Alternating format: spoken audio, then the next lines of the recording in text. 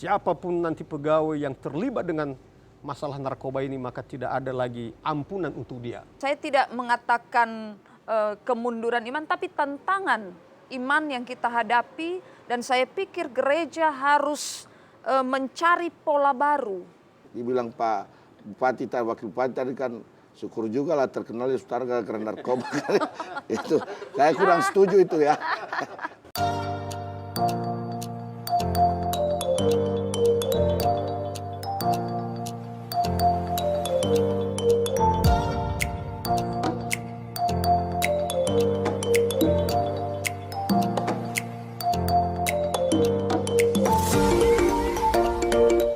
Selamat malam pemirsa, kembali dalam diskusi spesial kita kali ini dengan topik Nias Darurat Narkoba.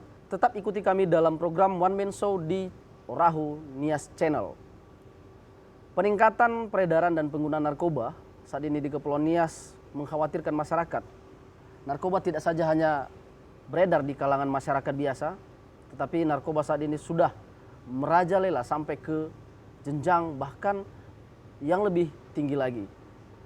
Kita ketahui beberapa waktu yang lalu ada salah seorang oknum pejabat teras di salah satu kabupaten di Kepulauan Nias ini yang sempat ditemukan dan ditangkap tengah berpesta narkoba bersama sejumlah wanita di luar Pulau Nias. Tentu ini menjadi sebuah perhatian, bahkan ironi bagi masyarakat khususnya di Kepulauan Nias. Ini merupakan salah satu ancaman yang terus menggerogoti generasi-generasi muda di kepulauan ini. Tentu dalam topik kita malam hari ini, kita akan mendiskusikan apa saja yang harus dilakukan dalam memberantas dan memerangi darurat narkoba di Kepulauan Nias. Malam ini kami telah hadirkan beberapa narasumber, di antaranya adalah Kepala BNN Kota Gunung Sitoli, Kompol Arifeli Jega. Selamat malam Pak Jega. Selamat malam. Yang kedua, Sekum BNKP Gunung Sitoli, yaitu Pendeta Dorcas Orenti Daily. Selamat malam Ibu. Selamat malam. Dan yang terakhir, kita juga telah menghadirkan Pak Wakil Bupati Nias Utara, Yusman Jega. Selamat malam Pak. Selamat malam. Ya, berbicara tentang narkoba, ini tidak lagi bicara skop nasional yang saat ini juga menjadi semboyan bagaimana peperangan terhadap narkoba yang ada di Indonesia. Nias sebagai daerah pulau terpencil, justru saat ini juga sedang mengalami darurat narkoba. Di sini ada narasumber kami, mungkin kami bisa bertanya, apa saja upaya-upaya yang tengah dilakukan dalam pemberantasan narkoba khususnya di wilayah Kepulauan Nias ini. Dan mungkin ini yang pertama, terakhir kemarin bahwa kita sudah mendengarkan ada salah seorang pejabat yang semestinya menjadi panutan, justru ternyata melakukan penggunaan narkoba walaupun itu di luar Nias. Tentu ini juga menjadi perhatian kita bersama. Seperti apa pemerintah kemudian melihat peredaran narkoba dan penggunaan narkoba saat ini di Kepulauan Nias ini, khususnya di Kabupaten Nias Utara dulu Pak, bahwa tentu ini kan sudah menjadi momok tentunya bagi kita semua. Apa yang sekarang terjadi di Kabupaten Nias Utara khususnya terhadap narkoba ini Pak? Mungkin bisa ditanggapi Pak. Ya, terima kasih Pak. Barangkali dalam beberapa minggu terakhir ini Nias Utara menjadi terkenal di mana-mana. Dan kami juga bersyukur ternyata dengan melalui narkoba ini Nias Utara bisa dikenal. Tapi dari sisi yang negatifnya ini. Nah, ini untuk membatasi peredaran narkoba di Nias Utara khususnya ya, dan terutama di kalangan pegawai, maka mungkin ke depan, karena kebetulan tahun ini juga akan direkrut pegawai. Dan yang pertama barangkali dilakukan adalah seleksi dan sekaligus tes urin daripada seluruh calon-calon yang mau mengikuti tes pegawai negeri sipil itu. Sehingga paling tidak itu dulu benteng pertama bagi anak-anak muda yang mau mencari kerja melalui calon pegawai negeri sipil. Lalu berikutnya dalam rangka mencegah ini, maka yang paling utama sebenarnya adalah dari sisi agama. Bagaimana nilai-nilai agama, bagaimana moral seorang pegawai negeri, bagaimana juga keluarga mampu menumbuh kembangkan nilai-nilai keagamaan itu. Karena biasanya dan umumnya ini, apabila nilai agama itu sudah berkurang dalam pribadi masing-masing, maka ada banyak orang-orang yang tidak lagi mempedulikan tentang hal yang negatif.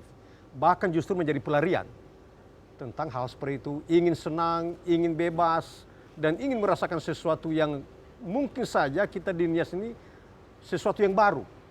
Jadi karena sesuatu yang baru ingin tahu. Ya, ingin tahu dan akhirnya mencoba dan akhirnya sudah menjadi kebiasaan. Kalau sudah menjadi kebiasaan maka sulit untuk dihindari.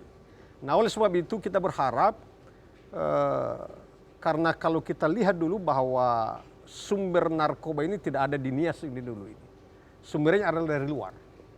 Nah, mungkin aparat penegak hukum, aparat keamanan mencoba secara detail melalui jalur-jalur di mana masuk orang-orang ke Nias Utara, ke Nias ini. Mungkin melalui pelabuhan laut, melalui pelabuhan udara, dan betul-betul harus diawasi seperti apa gerak-gerik daripada orang-orang yang membawa dan sekaligus yang mengedarkan ini barang haram ini. Saya pikir kalau hanya dari sisi penegakan peraturan tanpa melakukan sanksi yang betul-betul, maka ini mungkin agak kurang lah. Di samping juga ini memberi peluang untuk mencari pendapatan, karena ini menggiurkan ini. Ya, karena menggiurkan itu makanya mereka mencoba bagaimana cara dengan berbagai upaya.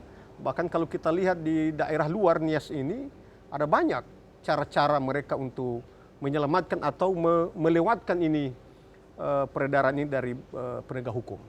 Bahkan sempat kita lihat di TV, salah satu TV kemarin itu bahkan barang haram ini disembunyikan di di anusnya. Ya. Di anusnya. Bayangkan itu sampai berapa masuk ke dalam dan dia tidak memperhitungkan bagaimana sakitnya. Yang penting barang bisa selamat dan bebas untuk diedarkan kemana-mana. Nah, kita di Nias Utara dengan kejadian yang terjadi ini, maka kita juga bersyukur ternyata lebih tanggap ini BNN menyurati kita pemerintah daerah. Dan kemarin kami sudah meminta asisten satu pemerintahan bersama dengan Kabankesbang untuk koordinasi dengan BNN. Seperti apa beban dari masing-masing unit kerja. Dan nanti ya mudah-mudahan juga tidak akan meluas dan tidak ada efeknya nanti kalau kita lakukan ini. Kita akan dengan sembunyi. Artinya tidak secara terang-terangan kita lakukan tes ini. Mungkin tiba-tiba datang dari BNN, maka satu instansi kita kawal, jangan pergi kemana-mana, duduk di tempat dan lakukan pemeriksaan. Ya, sehingga betul-betul akurat hasilnya dan tidak akan lari. Dan mungkin juga kita tidak akan lagi memberikan pengumuman.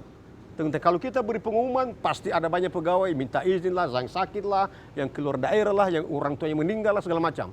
Jadi harus dengan tidak terus terang kita menyampaikan ini. Dan mungkin kita rencanakan ini, untuk ada hadir juga Pak Kepala BNN, kita diskusikan seperti apa nanti cara dan mekanismenya.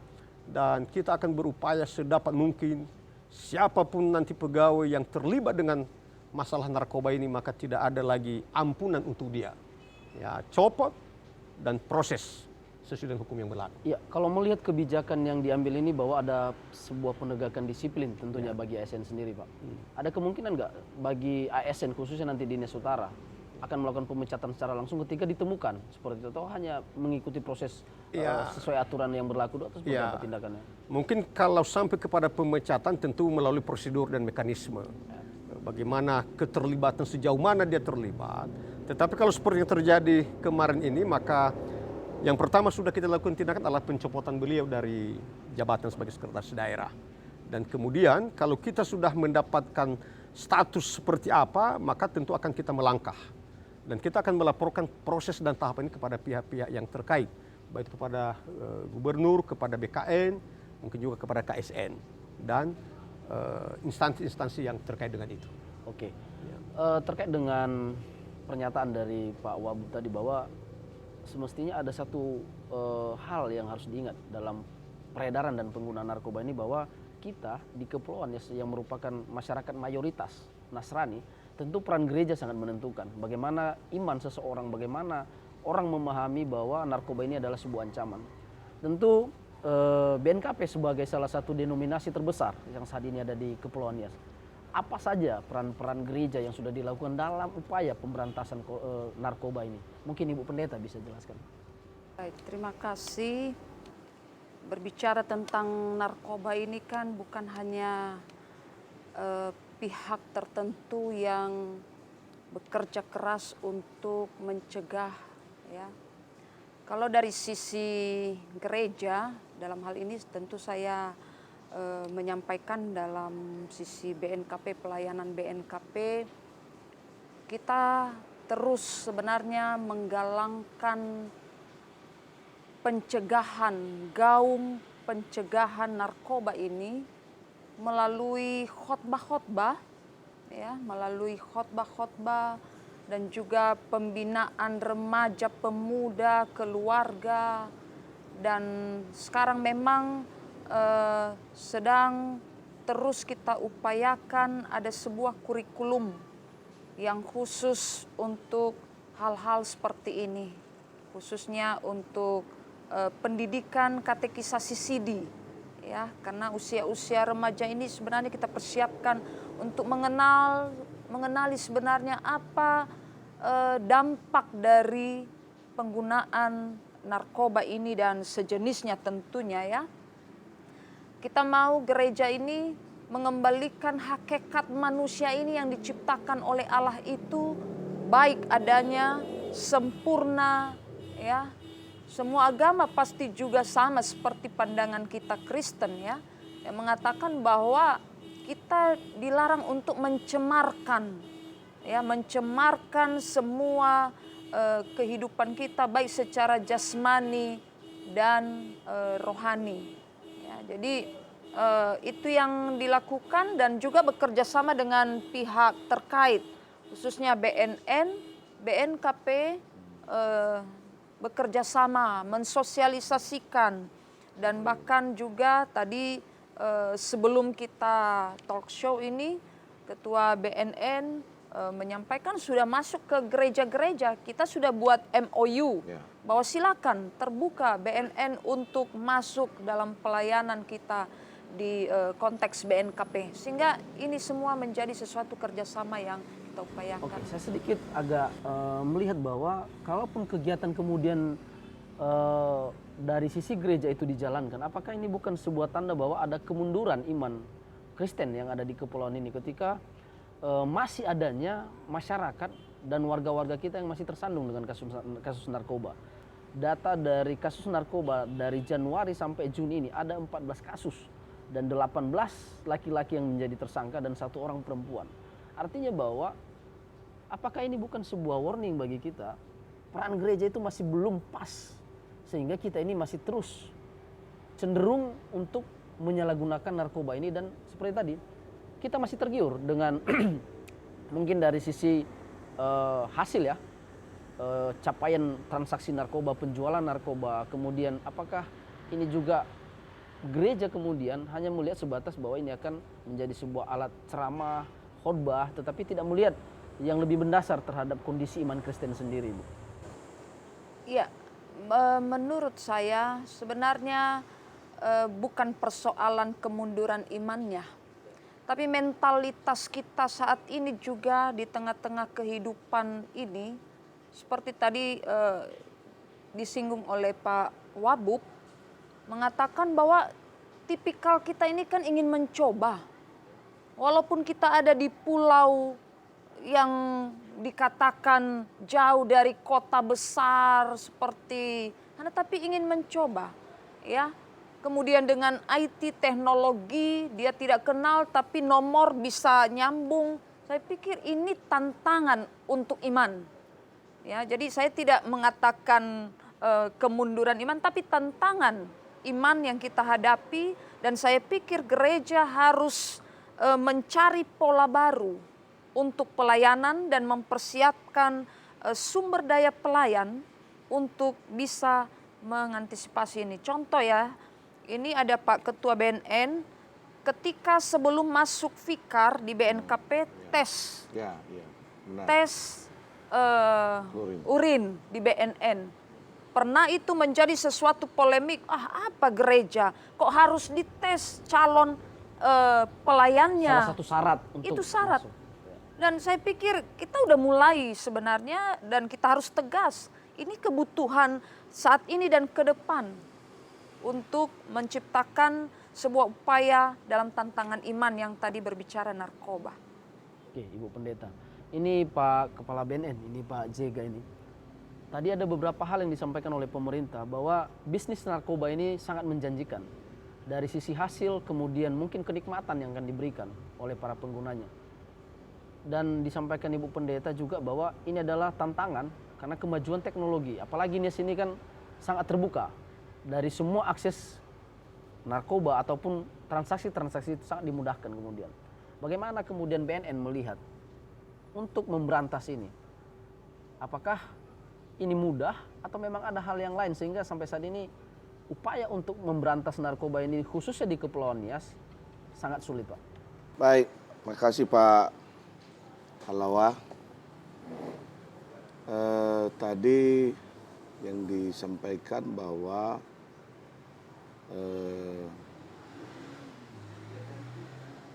masyarakat kita ini masih sangat tergiur dengan bisnis narkoba. Memang itu fakta, ya, fakta. Kalau kita ambil suatu perbandingan harga, di contoh Tiongkok ya, Tiongkok 1 gram 20.000. Kalau di Indonesia 1,5 juta 1 gram.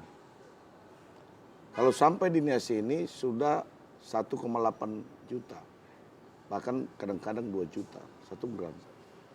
Artinya kalau 1 kilo 20 juta di Tiongkok, di Indonesia 1,5 miliar. Nah, jadi makanya secara psikologi kita juga melihat orang berani menantang hukuman mati karena bisa-bisa saja dia berpikir seperti ini. Mudah-mudahan lewat 1 kilo aja pun oke lah kan gitu. Kira-kira begitu. Ya. Kalau contohnya 1 kilo aja lewat, nggak usah 1,5 miliar. 500 juta aja dijualnya cepat.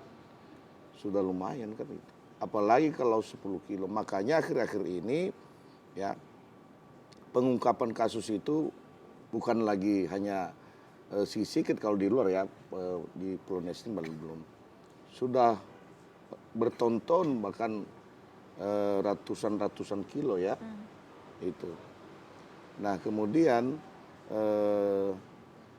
upaya yang harus dilakukan untuk mencegah, memberantas narkoba ini, saya berbicara dari BNN ya.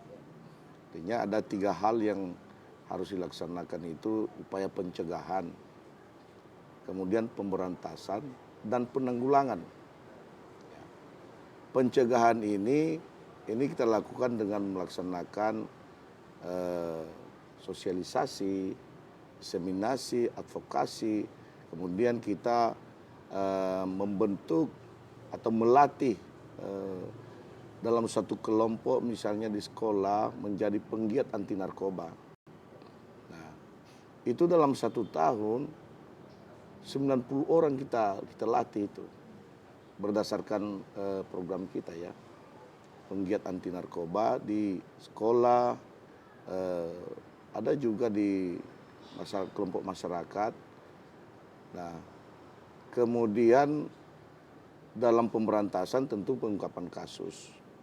Dan yang ketiga rehabilitasi, artinya sesuai dengan Undang-Undang Nomor 35 tahun 99 bahwa masyarakat Indonesia ini yang sudah menggunakan narkoba wajib melaporkan diri. Makanya ada IPWL, institusi wajib melapor ya, wajib lapor diri. Nah, BNN sendiri sudah ada IPWL-nya, dan juga sebenarnya kesehatan juga rumah sakit ya bisa dipakai sebagai fasilitas IPWL itu, ya, itu Menteri Kesehatan. Kemudian juga Dinas Sosial melaksanakan juga ini. Seperti di sini ada Haga Krais ya. Nah, jadi kalau dia itu di bawah umur, maka orang tuanya yang wajib melaporkan. Sehingga bisa ditangani dia sebelum parah. Kan itu. Kalau dia sudah berkeluarga, misalnya suami ini yang terpapar narkoba, istri yang wajib melaporkan. Itu. Nah, sekarang ini masih belum menjadi budaya ini. Masih dianggap ya aib lah kira-kira gitu ya. Makanya terus kita sosialisasikan. Nah kemudian upaya yang kita lakukan lagi, melakukan kerjasama dengan instansi pemerintah melalui program P4GN. Ya. P4GN ini latar belakangnya ini dari tahun 2016 berdasarkan penelitian bahwa Indonesia ini darurat narkoba. Ada satu hal yang sangat di situ ditekankan bahwa setiap hari itu 40 sampai 50 orang meninggal dunia akibat narkoba. Itu hanya yang meninggal. Yang hang beda lagi. Yang setengah-setengah hang banyak lagi. Kan gitu. Nah, ini yang rawan narkoba ini, dia kriminalitas. Dia jahat kalau sudah dia Candu. kalau sudah kecanduan, apalagi dia sakau kayak gitu ya, dia nggak peduli lagi. Bahkan sampai membunuh pun bisa saja terjadi. Nah kemudian para pencandu ini sudah tidak produktif lagi. Artinya menjadi beban negara. Bayangkan sekarang ini kalau tahanan di Indonesia ini sekarang 60% isinya adalah kasus narkoba. Ya, kemarin datanya itu sekitar 200-an ribu. 200-an ribu tahanan narkoba. Jadi serapannya aja udah berapa itu? Udah 100 ribu orang. Kan? 3 kali makan dia kan itu. Nah, jadi apalagi kalau berbicara setahun, 2 tahun, sampai 5 tahun dia kan. Nah, jadi oleh karena itulah Presiden kita mengeluarkan instruksi Presiden nomor 8 tahun 2016 tentang P4GN. P4GN ini adalah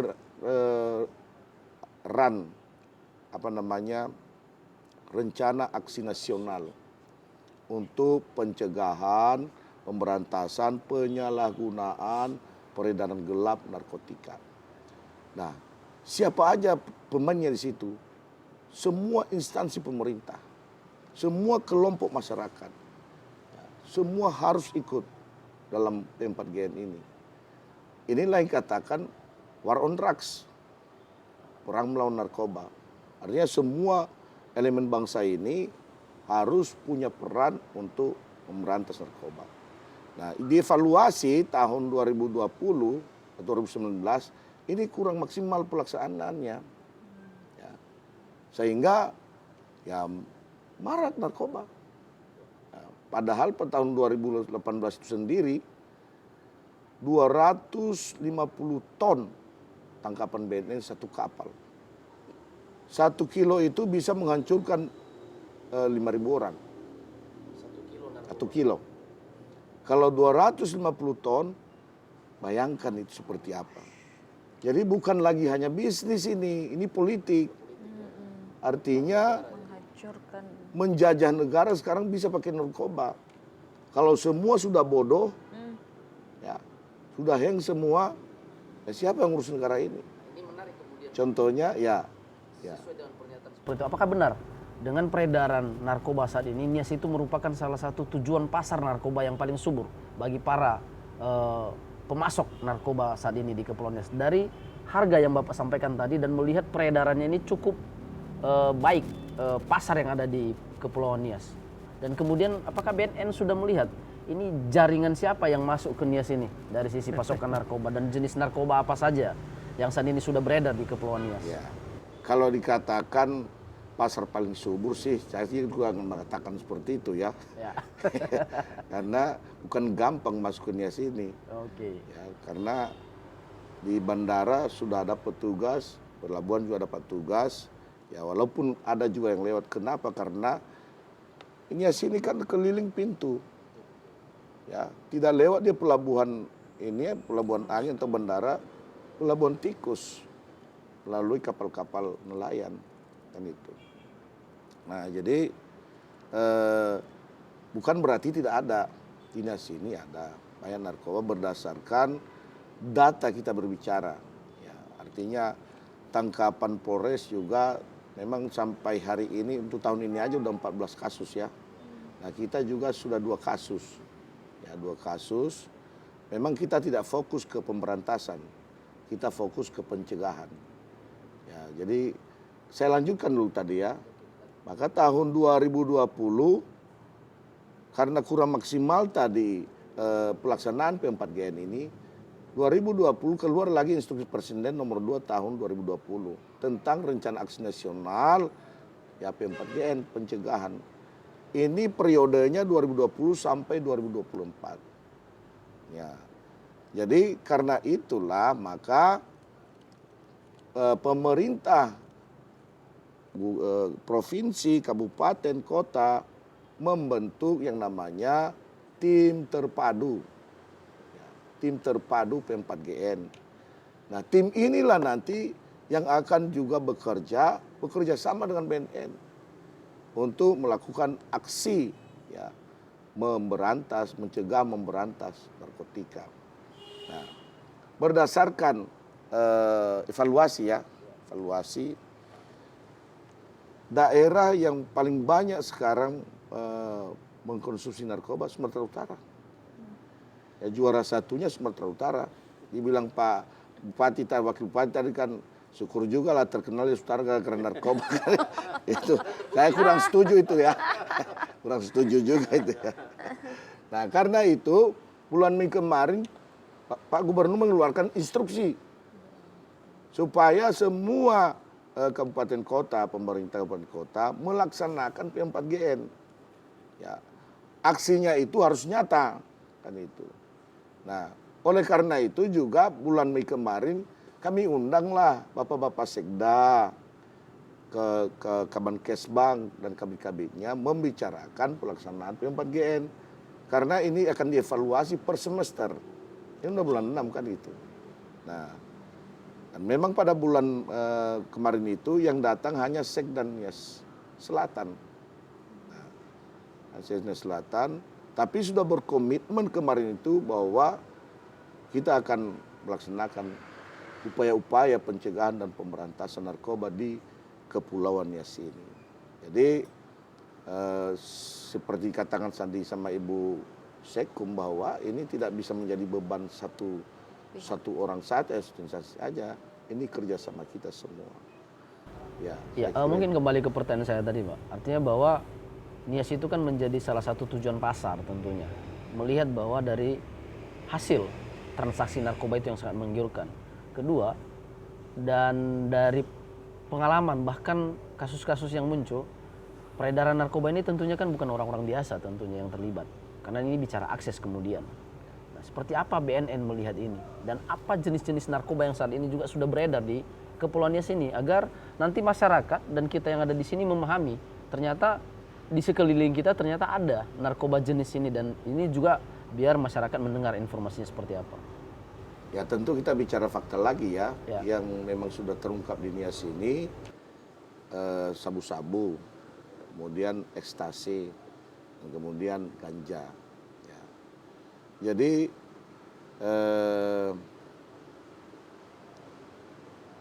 dari pemantauan kita juga ini ya, contohnya ekstasi. Ini kan orang mengkonsumsi ini kan harus ada musik. Ya, dia harus bergerak. Nah, ini bisa kita kerjasama dengan pemerintah ya, kita minta bantu gitu. Karena yang mengeluarkan izin tempat hiburan kan pemerintah. Alangkah baiknya kalau dikontrol setiap malam sampai jam berapa waktunya itu. Ya. Kalau sampai jam 12 ya udah ditutup jam 12. Kalau sudah lewat jam-jam itu rawan sekali. Nah kemudian juga para tokoh-tokoh masyarakat, sekarang ini kan kalau ada pesta kawin ya, malamnya itu kan pesta pemuda. Kalau kita perhatikan di kampung-kampung sudah nggak waras lagi pestanya. Dan itu potensi rawan untuk pasar tadi. Ya, seperti itu. Ya, mungkin Pak Wabu ini melihat bahwa dari sisi analisa kajian dari BNN tadi dan fakta di lapangan bahwa ini kan daerah yang menjadi pintu kemudian untuk bisa membatasi ini. Mungkin dari sisi pencegahan dan penindakan mungkin dari BNN, tapi bahwa kewilayahan masyarakat ini adalah di bawah naungannya pemerintah daerah.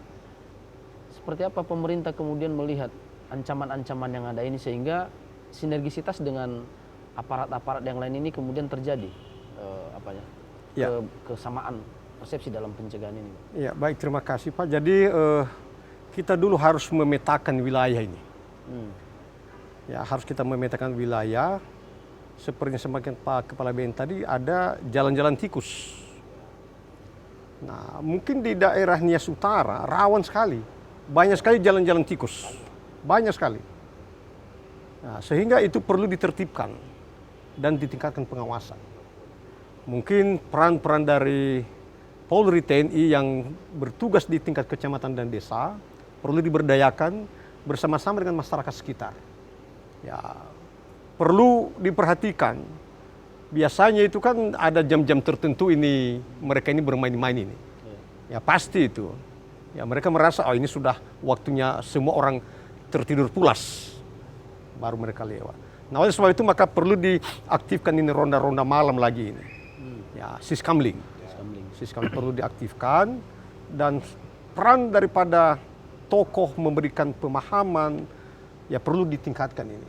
Perlu sosialisasi dengan berbagai pihak dan kalangan, terutama yang perlu dibentengi adalah para pelajar dan siswa. Ini. Dan saya heran juga ternyata yang tua-tua juga justru mengkonsumsi. Dan inilah, mohon maaf ini, saya katakan ya dari foto-foto yang saya lihat itu justru yang paling tua ya sekda kami ini. Yang lainnya muda-muda. Ternyata juga yang tua suka dan ingin dengan barang ini. Nah ini. Jadi mudah-mudahan untuk saat ini mungkin hanya Pak Sekda yang kelihatan Pak ya. Ya yang kelihatan, tapi mungkin saja tidak tertutup kemungkinan. Tidak tertutup kemungkinan. Saya juga tidak menyatakan tidak. Tidak, pasti ada. Tapi mudah-mudahanlah dengan kejadian seperti ini maka perlu ada pertobatan nasuha ini. Ya, pertobatan artinya yang betul-betul total ya. Total dan ini jangan sampai turun dalam pribadi kita. Nah, jadi upaya-upaya pemerintah maka perlu koordinasi. Ya sudah ada kan Forkopimda, Forkopincam, kemudian juga di tingkat desa, peran BPD, peran daripada tokoh-tokoh yang ada di desa, kita hidupkanlah kembali rasa kebersamaan, kegotong royongan, dan kemudian kita munculkan rasa malu kalau ada warga kita yang tertangkap hanya karena narkoba. Harus ada rasa malu. Biasanya ini selama ini kita sepelekan aja, ya udahlah dialah itu. Jadi mulai muncul keegoisan ini di masyarakat kita ini. Yang dulunya sangat mempertahankan rasa kebersamaan itu. Dan mungkin itu kita tumbuhkan kembali nilai-nilai kebersamaan itu. Jadi mungkin kaitan juga dengan Pancasila ini ya. Ini sudah mulai memudar dan sudah mulai tergerus. Kita katakan ketuhanan yang Maha Esa. Tapi sudah muncul radikalisme dari sisi keagamaan. Kita katakan manusia yang adil dan beradab. Tapi sudah ada saling membunuh, memperkosa. Seolah-olah nyawa orang tidak berharga. Katanya Persatuan Indonesia. Tapi ada banyak di daerah-daerah saling mengejek. Apalagi di musim-musim pilkada ini. Kalau bukan lagi pihak dia yang diejek segala macam. Dan apalagi masalah demokrasi Pak. Ini juga sudah tergerus. Kita lihat aja baru 6 bulan yang lalu terjadi pilkada. Ya, kita tidak menutup mata seperti apa.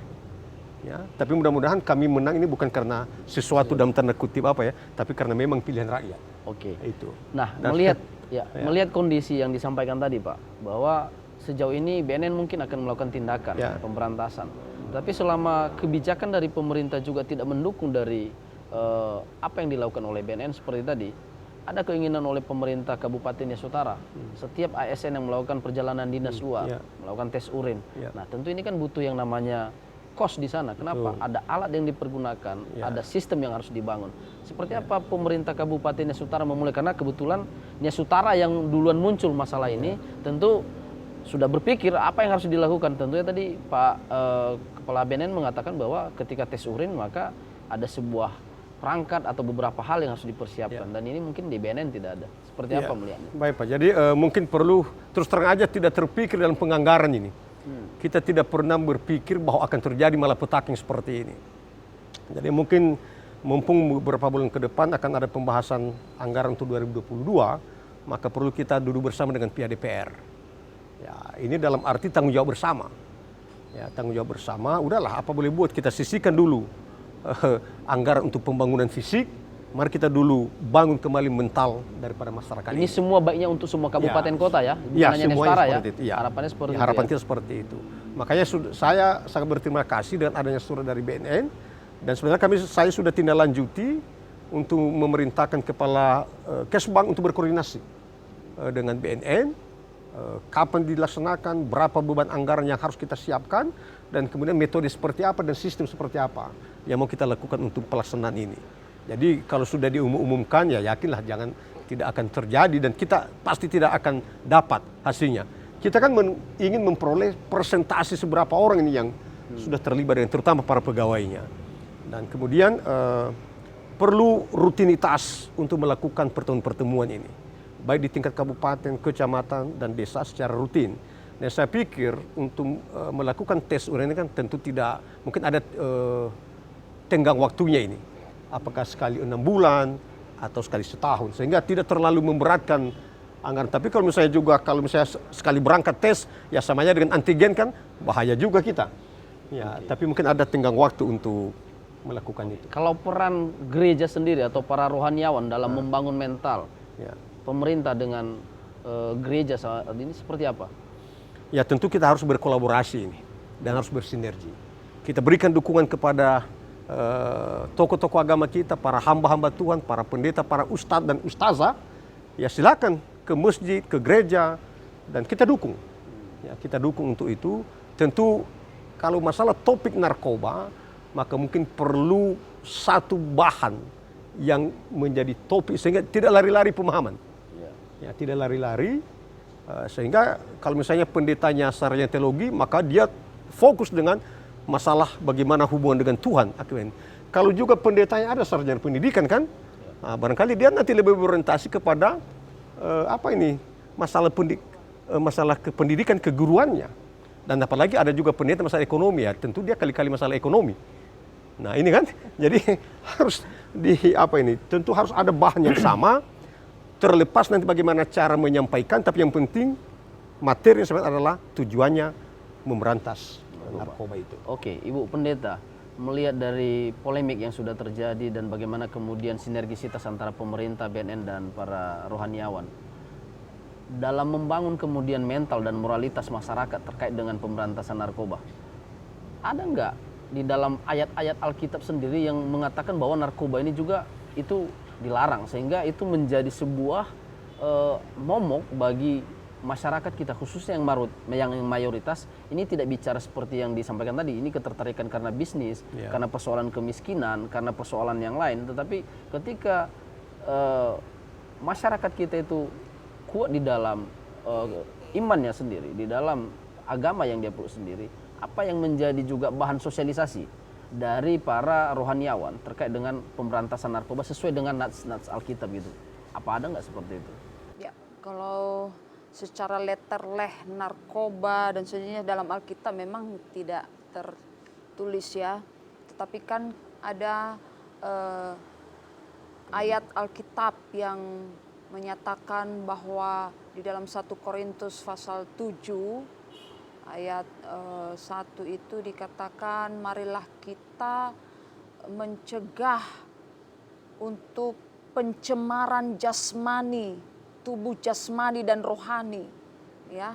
Dan saya pikir itu bagian dari untuk menyadarkan penganut agama Kristen yang mempercayai Alkitab adalah firman Tuhan untuk menjauhkan pencemaran itu, termasuk bagaimana mungkin sudah tahu bahwa narkoba itu merusak tubuh Anda sebagai manusia yang diciptakan oleh Tuhan, malah menggunakannya seperti tadi hang. Ya, Tuhan tidak pernah menciptakan manusia untuk hasilnya jadi hang seperti itu sampai merusak sesamanya. Nah, apalagi lagi-lagi di Korintus dikatakan, apakah kamu tidak tahu tubuhmu adalah bait roh Allah. Itu kan penegasan bahwa tubuh kita ini, seluruh eksistensi keberadaan manusia itu adalah tempat Allah bernaung. Dan saya pikir ini yang perlu didalami lagi melalui berbagai cara pola pelayanan yang harus dimodifikasi. dan terkait dengan kolaborasi dengan pihak pemerintah dan BNN, saya sudah katakan awal tadi, ini harus terus ditingkatkan ya. Kita gereja lebih kepada penyiapan SDM dan pembinaan. Tentu juga dalam hal ini pemerintah ya, kolaborasi kerjasama, karena kan menyangkut anggaran ya. Tentu juga itu terkait dengan itu, dan tentu juga kita berharap seperti di BNN, karena kadangkala dalam diskusi-diskusi yang lalu tenaga di BNN juga kurang. Nah jadi semua ini mari kita pikirkan bersama. Yang pasti khusus di Nias ini, tadi sedikit saya tertarik data yang disampaikan oleh Pak Ketua BNN, bahwa dari sisi bisnis itu saya lihat justru kita bicara kemiskinan. Tapi realita ada oknum yang mampu membeli berapa gram itu kan di luar nalar dan realita konteks kita bicara kemiskinan, daerah tertinggal. Ini yang harus dicari sebenarnya. Siapa otak yang menjadi pemicu akhirnya kita seolah-olah mengatakan miskin. Tapi ternyata mampu beli yang gram-graman tadi. Mahal. Ya itu. Nah itu sesuatu PR kita bersama mencari agar ini terselesaikan. Ya, semestinya bahwa institusi yang lain ini seperti apa dalam pandangan Ibu sebagai rohaniawan yang mesti harus dilakukan, bahwa satu, bahwa ini adalah daerah kecil dan ini bukan persoalan kemiskinan, tapi disinggung bahwa kita bicara persoalan SDM semestinya di masing-masing institusi yang belum siap. Apa yang semestinya harus dilakukan itu, Bu? Ya lebih detail gitu. Ya, menurut saya ya, bahwa juga tentu kita menerima dan mengakui keberadaan SDM kita baik di pemerintah dan BNN, dan kita berharap lagi ini semakin ditingkatkan kualitas keimanan para pegawai ini tadi ya. Misalnya, mohon maaf kepada Pak Ketua BNN dan ini, seandainya kita menyadari dan mencintai pekerjaan ini adalah anugerah Tuhan, agar sungguh-sungguh dengan tanggung jawab itu mentuntaskan. Karena kan kadangkala saya ambil dari sisi masyarakat, gantung semua proses penyelesaian ini. Saya juga tidak tahu di mananya terhambat, dan saya pikir ini menjadi tanggung jawab ya dalam terkait tadi dan ditanyakan, harapan kita SDM para yang diberi kepercayaan dari sisi keimanan, ya anugerah Tuhan lah kepercayaan itu, dan dijalankan sebaik mungkin. Dan juga memang miris juga ini di pemerintah, dan bukan hanya para ASN dan bukan hanya Nias Utara, jangan bersedih.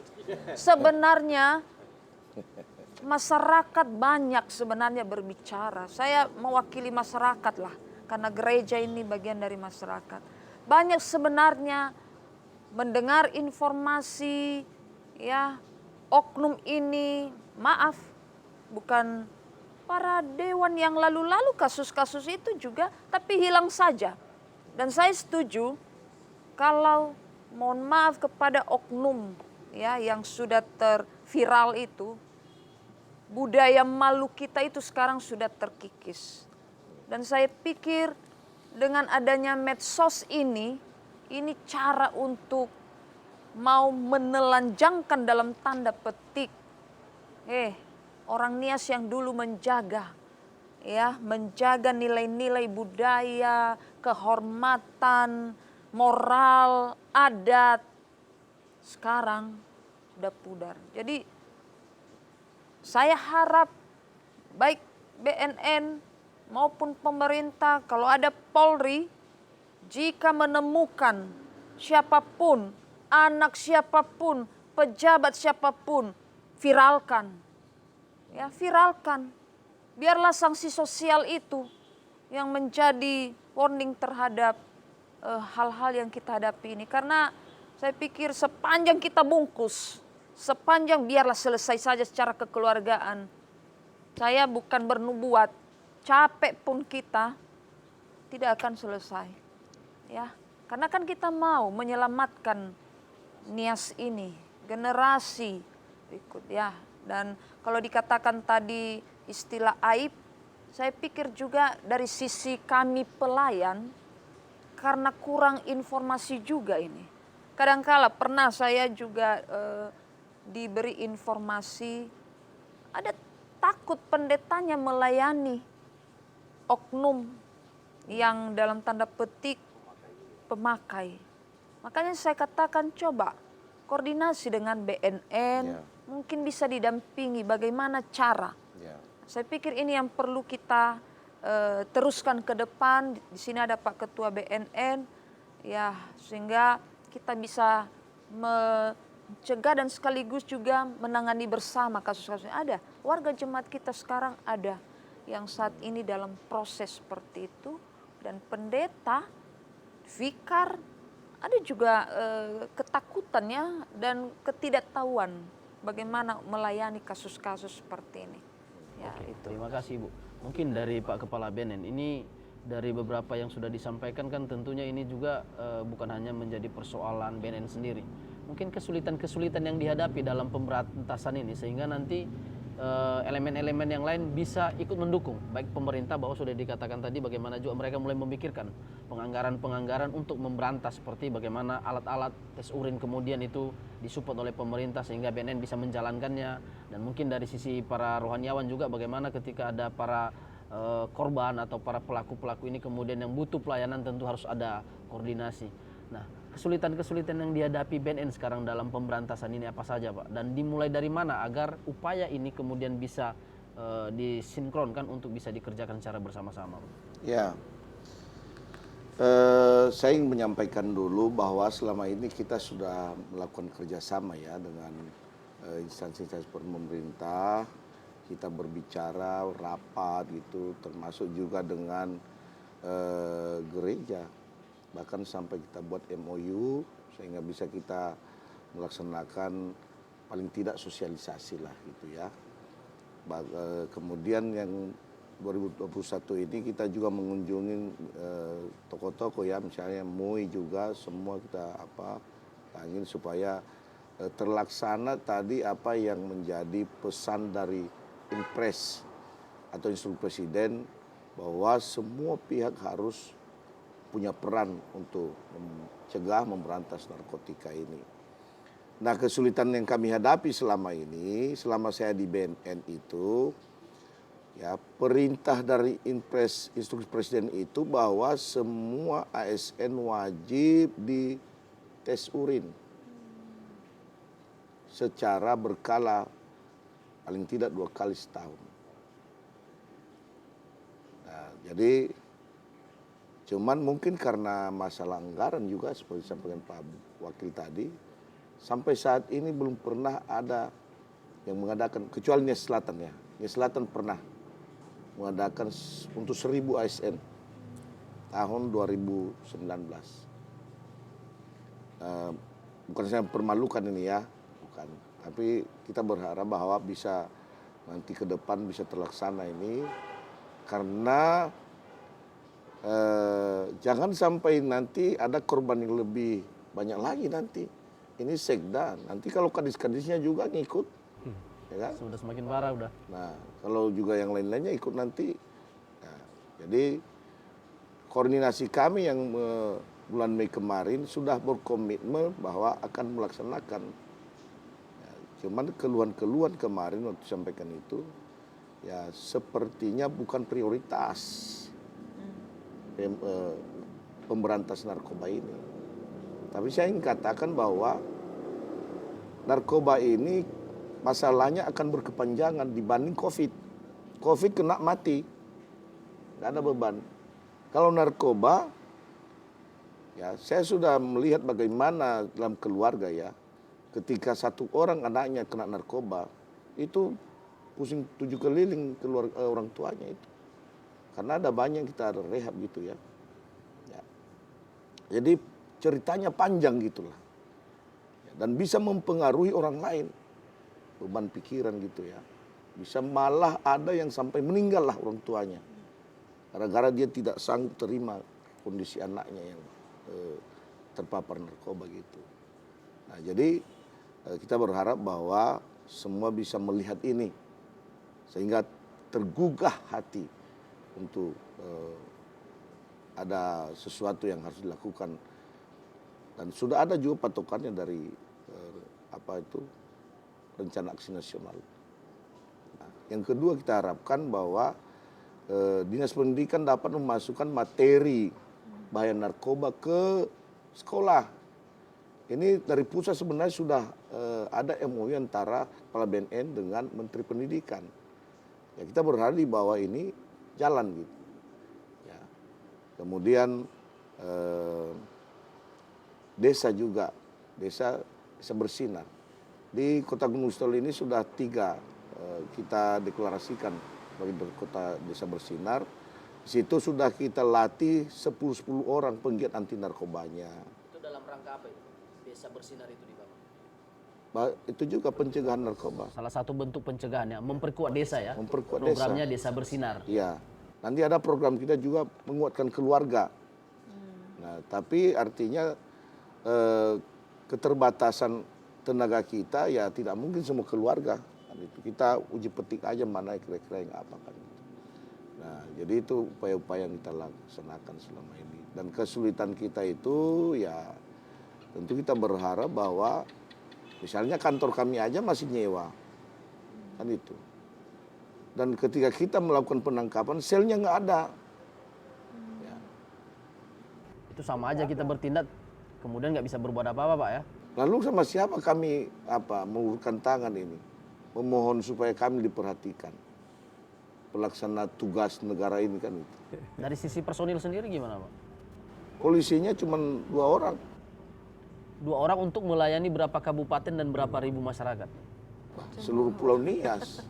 Ini sudah tidak berimbang sebenarnya Pak ya? Berimbang. Sangat. Jadi ya, namun demikian kita bekerja semaksimal mungkin. Dan ada hasilnya, artinya dari sejak berdiri BNN ya ada data saya di sini. Peserta yang sudah kita sosialisasikan tentang bahaya narkoba itu sudah ya 54.000 orang masyarakatnya sini. Jadi kalau dibilang buta tentang narkoba saya kira nggak yakin saya. Ya. Kemudian yang sudah kita tes urin 9.000 lebih. Yang positif ada sekitar 48 orang. Ya. Ada yang direhabilitasi. Pengungkapan kasus juga sudah banyak. Ya. Dan selama ini tetap kita bekerja sama dengan Polri, TNI Polri juga. Ya. Untuk melaksanakan kegiatan baik pencegahan maupun pemberantasan. Jadi itu kesulitan kita tadi, SDM-nya yang mungkin juga ya fasilitas dan juga barangkali kalau saya kira anggaran itu ya karena situasi sekarang ya. Tapi seandainya ada penambahan mungkin lebih lagi ya kita. Kalau boleh sedikit tahu, normalnya BNN di Kota Gunung Sitoli ini seberapa banyak sebenarnya yang harus disiapkan? Artinya bahwa ini tadi membantu teman-teman bekerja dalam proses pemberantasan maupun penindakan. Tentu kolaborasinya dengan pemerintah dan pihak-pihak yang lain seperti gereja dan yang lain. Maksudnya personilnya ya? Iya, keberadaan BNN itu sebenarnya kan normalnya seperti apa? Baik dari sisi personil, fasilitas. Karena sampai saat ini kan ketika kita sampaikan tadi, bahwa BNN sendiri hanya memiliki 2 orang personil polisi Pak. Ya. Apakah itu mampu dan layak semestinya dengan 2 polisi melayani beribu masyarakat? Ya, tentu tidak berimbang lah. Tidak berimbang. Itu sangat tidak berimbang. Normalnya kira-kira yang diharapkan itu seperti apa? Ya paling tidak macam polsek itu, kalau polsek aja ya, paling tidak 50 orang. Itu hanya 1 kecamatan, polsek. Dan itu juga menjadi salah satu indikator sebenarnya pemberantasan narkoba ini sulit dilakukan. Itu. Nah kemudian kenapa selalu seperti cukur kumis tumbuh lagi kan itu, silih berganti. Kita harus memahami bahwa bahan-bahan narkoba itu dibutuhkan juga. Obat. Bahan-bahan obat. Yang sekarang masalah itu kan penyalahgunaan. Jadi selama masih ada obat konsumsi oleh manusia, narkoba tidak akan pernah habis. Ya, jadi bagaimana kita membuat masyarakat kita sadar bahwa jangan disalahgunakan narkoba itu. Karena sangat berbahaya untuk kesehatan dan juga psikologi, bahkan sampai pada kematian. Gitu. Oke. Ini menjelang peringatan Hari Narkotika Nasional, Pak ya, kalau tidak salah, pada tanggal 28. Tentu kita berbicara skop Kepulauan Nias. Komitmen kita dalam pemberantasan peredaran dan penggunaan narkoba di sini apa, Pak? Terkait dengan ini, Pak. Singkat saja, Pak. Ya, kita harus berkomitmen semualah. Ya, baik pemerintah, juga masyarakat, para tokoh semua, supaya kita bekerja sama, memberi perhatian yang khusus untuk narkoba ini. Nah, kita sendiri sudah melakukan upaya-upaya yang dalam beberapa hari ini, ada baru kita tangkap juga ini yang peredaran juga ya, narkoba dengan 3 paket itu narkobanya. Kemudian kita laksanakan juga razia di Gang Nusantara, kos-kosan situ ya. 5 orang positif, kita rehab. Ya. Kemudian tadi dilaksanakan juga razia di kos-kosan juga bersama dengan TNI Polri dan juga dari Pemkot.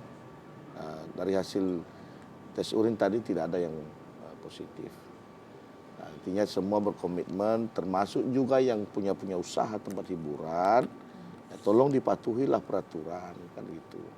Jangan sampai pagi gitu. Kalau sampai pagi yang tidak mabuk aja pun jadi mabuk dia. Ya. Kan itu karena nggak tidur kan. Ya, saya kira dan harapan kita yang paling utama harapan kita ini ya terlaksanalah tadi rencana aksi nasional ini. Ya, jangan setengah hati kita memandang ini karena bahaya itu sudah dekat di samping kita sendiri. Kenapa? Karena Sumatera Utara sudah nomor 1. Kalau tahun depan juga nomor 1 juga, jangan-jangan nanti keluarga kita jadi korban. Oke, terima kasih Pak Jega. Mungkin dari Ibu Pendeta ini, komitmen dan harapannya dalam menyambut peringatan Hari Narkotika Nasional pada beberapa hari ke depan. Apa yang menjadi komitmen dan harapan dari sisi rohaniawan? Ya, tentu dari sisi gereja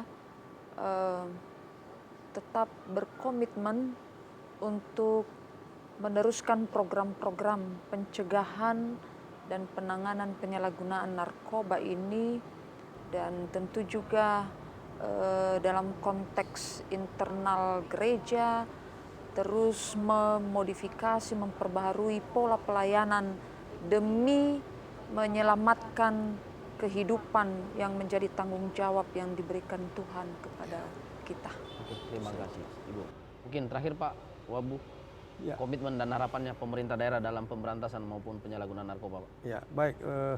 Saya pikir mudah-mudahanlah melalui Forkopimda ya atau Forkada, para kepala daerah se-Kepulauan Nias berkomitmen untuk tolak dan jangan sampai narkoba beredar di Kepulauan Nias. Ya, itu. Berarti kita berkomitmen melawan narkoba. Perang melawan narkoba. Dan yang kedua, munculkan budaya malu kalau ketahuan mengkonsumsi narkoba. Oke, luar biasa kalau begitu. Ya, pemirsa, demikianlah diskusi kita malam ini terkait dengan darurat narkoba di Kepulauan Nias, bahwa kita sudah mendengarkan bagaimana peperangan terhadap narkoba ini tentu kita butuh komitmen dan kerjasama. Bahwa BNN sendiri sudah jelas sangat sulit mengatasi jika hanya institusi ini yang bergerak, tentu pihak-pihak yang lain juga dituntut. Bagaimana kita menyelamatkan Kepulauan Nias dan generasi Nias ini ke depan tidak menjadi bagian dari korban narkoba yang terus merajalela. Tetap ikuti kami dalam program One Man Show di channel Orahu Nias Channel. Sekian dan terima kasih. Yahoo. Yahoo.